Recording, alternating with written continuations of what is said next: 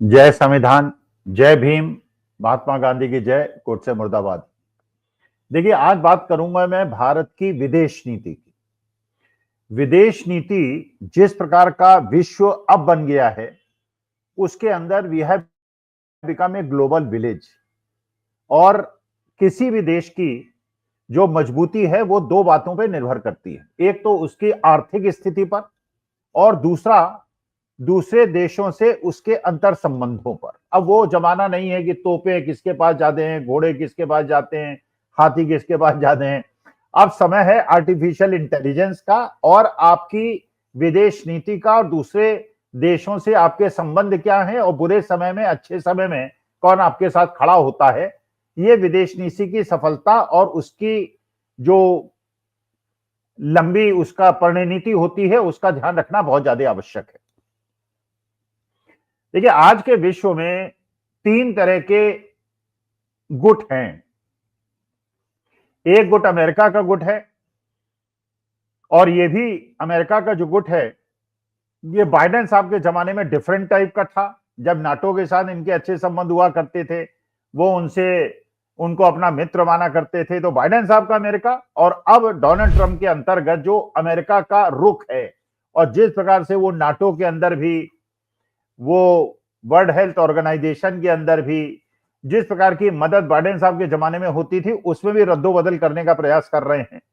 तो एक तो बदलता हुआ यूएसए एक धुरी है, जो कि अब कह रहा है कि हम टैरिफ लगाएंगे, हम ब्रिक कंट्रीज पे टैरिफ लगाएंगे, हम नाटो को अनुदान नहीं देंगे, वर्ल्ड हेल्थ ऑर्गेनाइजेशन को हम अनुदान नहीं देंगे। तो एक प्रकार की अलग प्रकार की राजनीति और रणनीति उनकी चल रही है, और वो दबाव में दूसरे देशों की बाहें मरोड़ के अपना काम कराने का जो अब डोनाल्ड ट्रंप साहब ने मेक अमेरिका ग्रेट अगेन का नारा लगाया है, उसमें वो आगे बढ़ रहे हैं। एक तो वो गुट हुआ।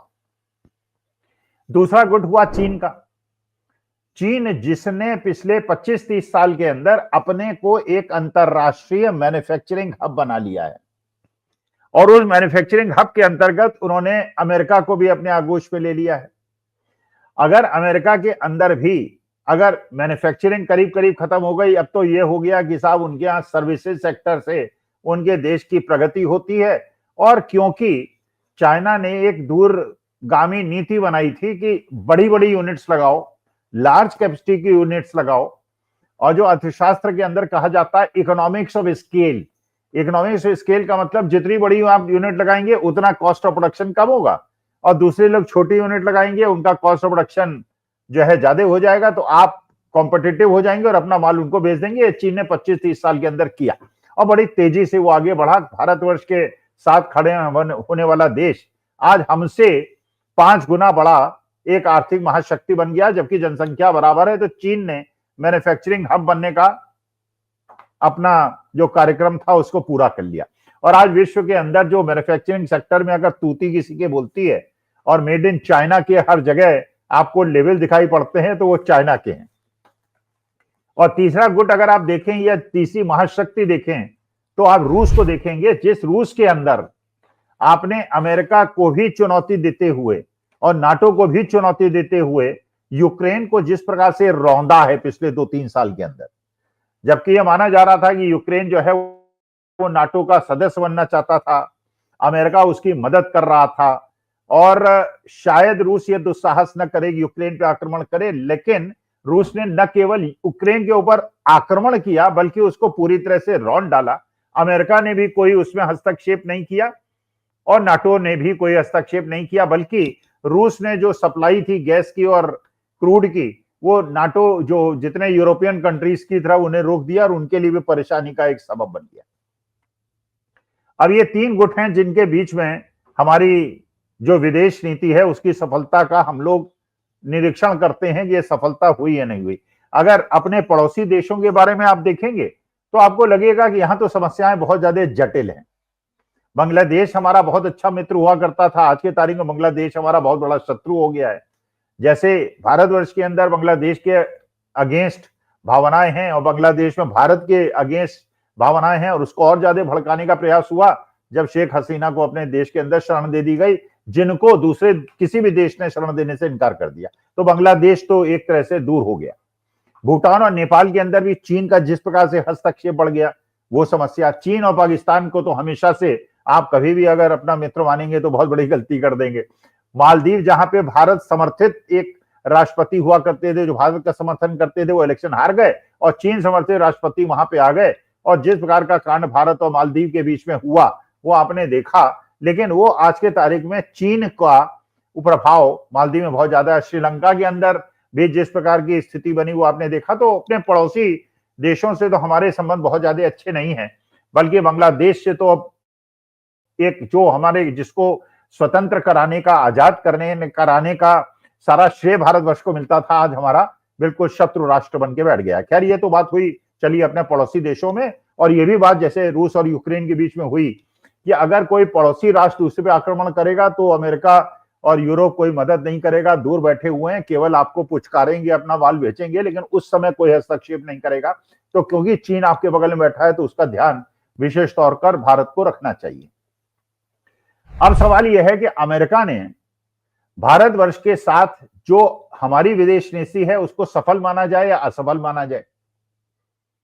देखिए, जिस प्रकार से डोनाल्ड ट्रंप साहब ने, जब पहले तो बात उन्होंने मोदी जी को इनविटेशन नहीं दिया था बुलाने का, मोदी जी ने उनसे अपॉइंटमेंट मांगा था, उन्होंने अपॉइंटमेंट दिया था, मोदी जी उनसे मिलने गए थे, उसके बाद उनकी डोनाल्ड ट्रंप साहब से मुलाकात हुई थी, उसके बाद उनकी एलन मस्क से मुलाकात हुई थी। तो ये एक प्रकार की ऐसी मीटिंग थी जिससे हमें ये लगता था कि भारतवर्ष को कुछ हासिल होगा। अब भारतवर्ष को क्या हासिल हुआ भाई? F-35 अगर आप प्लेन खरीदते हैं, जिसके बारे में एलन मस्क खुद कह चुके हैं कि ये बिल्कुल आउटडेटेड प्लेन्स हैं और इनकी मेंटेनेंस बहुत ज्यादा है, तो इनको खरीदेगा कौन? ये एलन मस्क जब कह रहे हैं उसको हम लोग खरीद रहे हैं। इसके अलावा जो उनकी मोटरसाइकिल पे हम लोगों ने इंपोर्ट ड्यूटी लगा रखी थी उसको हमने कम कर दिया। जो उनके द्वारा बनाई गई विस्की थी, स्कॉच थी, उस पर हमने इंपोर्ट ड्यूटी को कम कर दिया, और उसने स्टील पे अपने टैरिफ लगाने का प्रयास कर दिया। तो एक तो उसने एक प्रकार से वहां मरोड़ के भारतवर्ष को जिस प्रकार से दबोचा, उससे हमें लगता है कि भारत प्रेमी होने की वजह से, भारत माता को अपनी मां मानने की वजह से हमें लगता है कि अमेरिका के साथ जो हमें ट्रीटमेंट मिलना चाहिए था वो हमें नहीं मिला।